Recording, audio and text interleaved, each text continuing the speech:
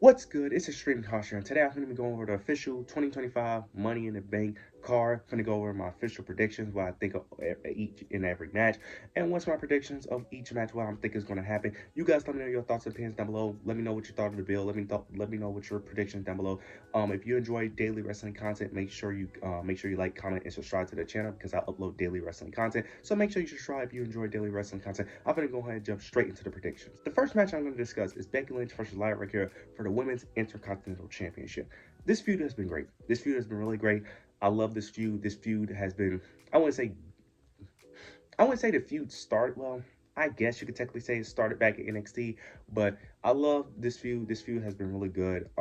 Love the story that they've been telling here. Becky Lynch heel turn has been great. It's been great for the Women's Intercontinental Championship. It's been great for Lyra. The chemistry these two has been amazing. They had great chemistry back in NXT. The fact that it's delivered on the main roster is great. It is actually better than their NXT feud. This has been a really great feud. Now, the stipulation of this match is basically if Lyra Valkyria wins, Becky Lynch can never challenge for the Women's Intercontinental Championship as long as Lyra Valkyria is the champion. And if Becky Lynch wins, Lyra Valkyria has to hold her hand. I understand some people don't like the stipulation because typically you want a stipulation that has more stakes. But this stipulation, I think, works for this feud due to the story that they're telling, which is the story of Becky Lynch not being able to beat Lyra Valkyria and Lyra Valkyria being the better wrestler. So I think the stipulation works for this match and works for this story. Now, what I think is going to happen, I can see Bayley interfering in this match, but I can see her also returning after the match. I think Bayley is going to return after the match. I think Becky Lynch will win this match by cheating, and I think Bayley returns after the match. Now, you can have Bayley interfere in the match, accidentally costing Lyra the match, or you can have her cost Becky Lynch the match. But due to the stipulation, I kind of think Becky Lynch has to win this match here because this feud isn't going to be over. And Bayley has to be interjected into the Women's Intercontinental Championship picture because they was already teasing that before Becky Lynch started the feud with Lyra, before she got attacked by Becky Lynch, before Becky Lynch attacked Bayley. They was already teasing this feud, teasing Bayley going after the Women's Intercontinental Championship. And I think eventually this is going to lead to a triple threat at whether it's at Night of Champions, SummerSlam, or the Women's Evolution pay-per-view.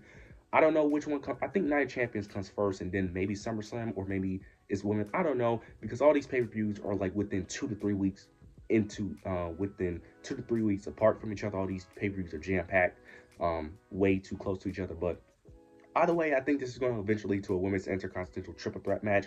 So I think eventually one or the other is going to happen, where Bayley costs Lyra the match or costs Becky Lynch the match. But I think in order for the stipulation to work, you kind of need Becky Lynch to win. Now they could do the babyface thing where Lyra wins due to Bayley, and Lyra doesn't like that she won due to Bayley, so she ends up giving Becky Lynch another shot anyway.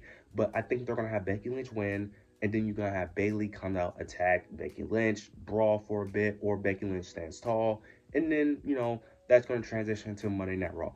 Either way, this has been a really great feud. Adding Bayley is only going to make it better. So I can't wait to see how this plays out. But I have Becky Lynch becoming your new Women's Intercontinental Champion. Now we have the tag match between Jey Uso, Cody Rhodes versus John Cena and Logan Paul. I don't really care for this match. This match was incredibly rushed. This match was incredibly rushed because they only had 2 weeks to build, because you put all your PLEs next to each other. Like, I don't understand it, but yeah, I don't really care. I don't even know why these guys are fighting, to be honest. I know why they're fighting, but this is just lazy booking. Cody Rhodes, of course, wants John Cena because John Cena cheated at their Mania match. John Cena interfered in the World Heavyweight Championship match at Saturday Night Main Event. Cody Rhodes, of course, stopped John Cena from helping Logan Paul, so that's why they're having this match.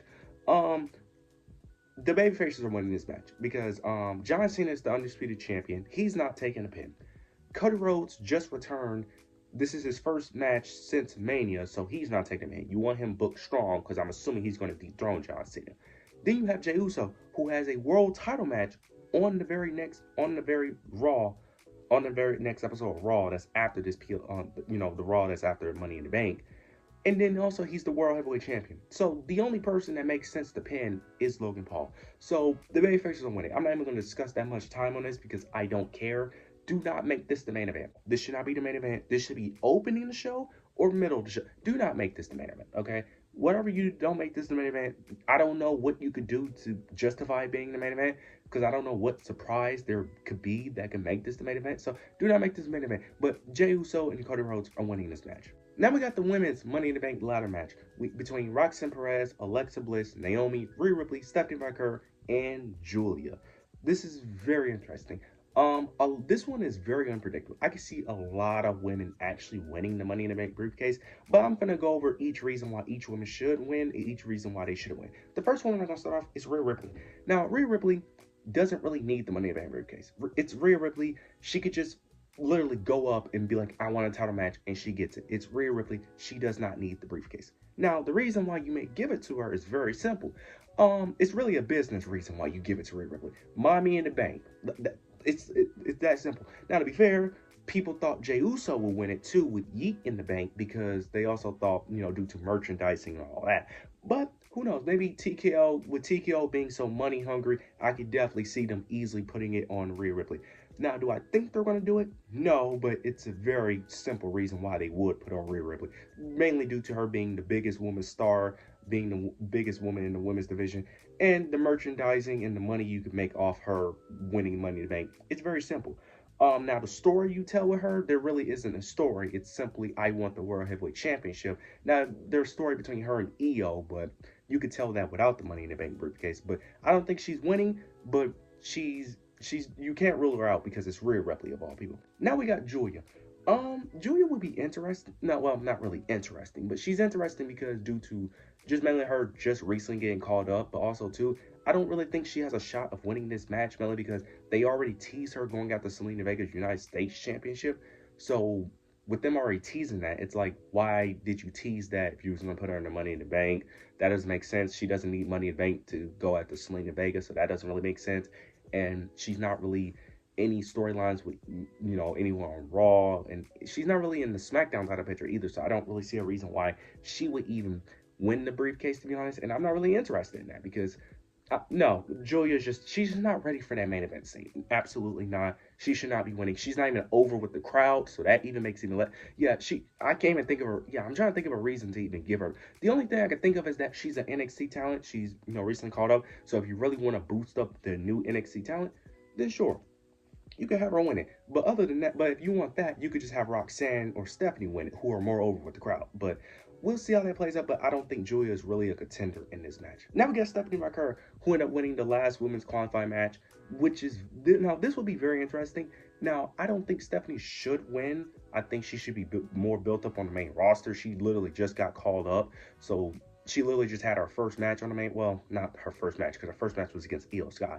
But it is very interesting to see if they actually would put the trigger on her. She's a very credible opponent, so it's very believable with her being in the main event scene. Now, I think it's a bit too soon if she wins, mainly because she, like I said, she just got called up. She doesn't really have a story, so she's just getting, adjusted to being on the main roster, so I don't think she should immediately win it. But I personally wouldn't be mad at it. Now, I don't know how it will work due to her being a baby face and the language barrier to a degree, even though she can speak English pretty decently. But it would be very interesting if Stephanie Barker wins, but I think it's a bit too soon for her to win it.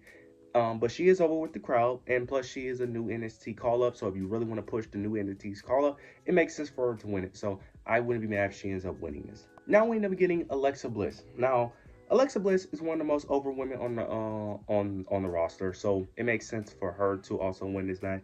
Now, the reason why I wouldn't want her to win is because she's going to be involved with the Wyatts soon, and I just don't know how that story will work with her with the briefcase with the Wyatts. I just don't know how that will work. Now, the benefits of that is that the Wyatts will look stronger and be more credible with her having the briefcase. But it's like, do you really want to tell the story of the Wyatts with the briefcase? I just don't understand. And I don't really want her winning it, mainly because of her gimmick. Because what is her gimmick? She doesn't really speak. She doesn't really talk. She's playing like this more mysterious, silent character. And then they're telling a story with Charlotte Flair, which can play into the briefcase. Because if she wins it, she could shove it in Charlotte's face. You know what I'm saying? So they could play that story. But me personally, I don't want it. I don't want to see it. But I can understand if she wins it because she is one of the most over women on the roster, so it makes sense for her to win it. Now we're going to get to who I think are the two favorites. Roxanne Perez. Roxanne Perez has a clear case for winning this Money in the Bank briefcase. She's the one I want to win the most. Roxanne Perez, she's in a storyline with the Judgment Day with Liv Morgan and Raquel Rodriguez. Her winning the briefcase can easily push that storyline further. You can have potentially Liv Morgan win the title off Io Sky, potentially having Roxanne cash in on Liv Morgan. Or you could have Roxanne Perez just hold the title, being in the Judgment Day, Liv Morgan being more and more jealous, her, with the briefcase, her potentially being world champion, cashing in. You could have them feud potentially over the world championship. You could go a lot of directions with Roxanne being, Money in the Miss Money in the Bank, prodigy in the bank. Like, you could go a lot of ways with Roxanne Perez. She has a story because Triple H typically like to push a story with the Money in the Bank briefcase. Done it with Tiffany Stratton, done it with Damian Priest, done it with Drew McIntyre. He didn't win, but he's still done. Each Money in the Bank briefcase, he typically pushes a story. So I think whoever wins it needs to have a story that's built up to a degree, whether it's to fail or to build up for months to eventually win. And I think Roxanne has one of the better stories. So I'm very interested. She's not my pick, but she's the one I want to win. So we'll see how that plays out. Now, my pick for Money in the Bank is who I think is the favorite, who's been the favorite for months, is Naomi with this new heel gimmick. Naomi, in my opinion, is the best person to win this. She's been my pick for months. I'm rooting for her, but I'm also rooting for Roxanne. One of those two should win. Anyone else winning this match is kind of ridiculous. But even though I wouldn't be mad at some of the other options, like Stephanie to a degree, but Naomi and Roxanne are like the top two favorites. Naomi has a clear story for her between her, Jade, and Bianca Belair. Clear story. And I've been saying this for a minute. That could lead into a triple threat Mania match. Easily. You can have her cash in on Tiffany Stratton. Then you have Bianca, Jade, chase after Naomi. Simple story to tell. Easily, this heel gimmick needs to be pushed. I actually think she needs it more than Roxanne Perez. Because Roxanne Perez's story can be without the championship. Now you can say Jade, Naomi, and Bianca, that could be told without the championship too. But I kind of think Naomi kind of needs this because Naomi, she isn't beating Jade and she isn't beating Bianca. To elevate her more to actually feel like a threat, she needs the championship. So her being Miss Money in the Bank, walking around with that briefcase, would do wonders for her heel gimmick. I have Naomi winning. I think Naomi is the favorite. I think she is the perfect Miss Money in the Bank, and I think she deserves it, and she should be the one winning the Women's Money in the Bank ladder match. Now we got the Men's Money in the Bank ladder match between Seth Rollins, Solo Sikoa, LA Knight, El Grande Americano, Penta, and Andrade. Okay, let's just get the obvious people out the way. Andrade, he's not winning. Let's just get that out the way. He doesn't have a reason to. He doesn't deserve to be in this match. I love Andrade, but that should be Carmelo Hayes' spot. Penta, the next person. Again, he's over with the crowd. That's the only argument, but let's be realistic. He's not winning this match. He's in this match strictly because he's a high flyer. That's it. El Grande Americano, another person who don't need to be in this match. Why? AJ Styles should have been in this spot. And then you pick El Grande Americano, but Carmelo Hayes couldn't be in this match. Like, I don't understand. I don't understand it, but sure. I'm just going to move on. But sure, those three have no shot. Now we end up getting into LA Knight, Solo Sikoa, and Seth Rollins, the three people who have the biggest chances to win. Now, like I said before, that typically with Triple H, he likes to put a storyline in these Money in the Bank briefcases. The main people who have a storyline is Seth Rollins and Solo Sikoa. LA Knight is the favorite due to his popularity, but he doesn't have a story. Solo Sikoa and Seth Rollins do. Now, Solo Sikoa, his story can be told without the briefcase. Now, the potential is that you could have him win the briefcase, cash in on Jacob, but it's like, why do that when you could just have him cost Jacob the title and then you could just have them feud? I don't see why he should cash in on a mid-card title just to feud with Jacob when you could just have him cost him the title. So that's where I'm kind of out with Solo, but it wouldn't shock me if they did it because I don't see Triple H, because Triple H doesn't like booking the Money in the Bank briefcase.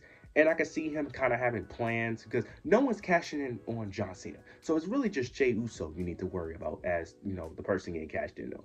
Now, Seth Rollins makes the most sense to a degree because he's involved with the Jey Uso storyline, involved with the World Heavyweight Championship. He wants the World Heavyweight Championship. So it makes sense. He could easily become a multi-time Money in the Bank winner, cash in on Jey Uso. So I can easily get that story. Now, LA Knight is an interesting case because he is one of the most over people. People have been wanting him to win this Money in the Bank ladder match for 3 years now. So if he doesn't win it, the fan outrage would be crazy. I don't know if he wins this, though, because, like I said, typically Triple H likes to tell a story. I don't know. LA Knight's story, of course, will be becoming a world champion, but I don't know if that's the story that Triple H wants to tell when it comes to Money in the Bank briefcase. That's not what he's done. Outside of Io Sky, yeah, outside of Io Sky, he's always told a more compelling and deep story. So, like, I don't know if I'm gonna choose LA Knight because I just don't think Seth Rollins needs it in order to progress his story with Jey Uso, and I don't see why Solo should win it because you can tell that story without the briefcase as well. So I'm going with LA Knight. But I'm not confident in that pick because, like I said, he typically tells a more deeper story with the Money in the Bank briefcase. Outside of Io Sky, he typically tells a more deeper story. So I'm going with LA Knight, but I'm not confident in that pick. But you guys let me know your thoughts and opinions down below. Make sure you like, comment, subscribe. But yeah, that's it.